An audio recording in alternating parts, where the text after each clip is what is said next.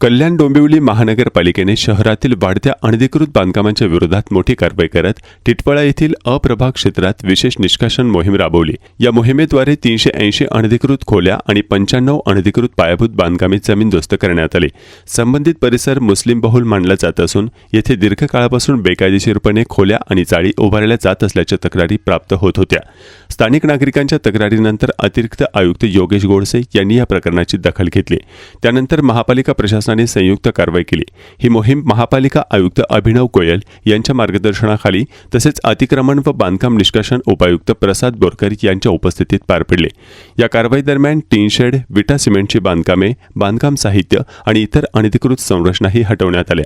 मोहिमेसाठी मोठ्या प्रमाणावर मनुष्यबळ, यंत्रसामग्री आणि सुरक्षा दल तैनात करण्यात आले होते।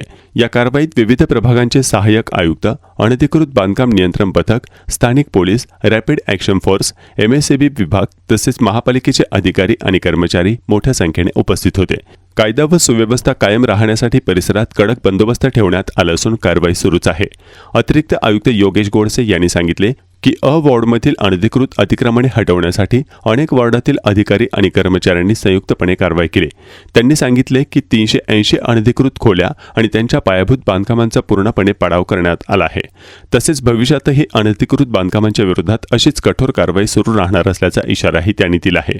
महापालिका प्रशासनाने नागरिकांना आवाहन केले आहे की कोणतेही बांधकाम सुरू करण्यापूर्वी आवश्यक परवानगी घ्यावी आणि अनधिकृत बांधकामांची माहिती प्रशासनाला द्यावी। देखिए, वहाँ पे जो निर्माण हो रहा है वो अवैध तरीके से है। वहाँ पर रहने वाले लोग किस समाज के है ये तो कोई सवाल ही नहीं है, क्योंकि मिलजुल के मिले वहाँ पर कई समाज के लोग रहते हैं, लेकिन वो निर्माण अवैध तरीके से होता जा रहा था। उसके ऊपर रोक लगाने के लिए इस तरीके से सख्ती से कार्रवाई की गई।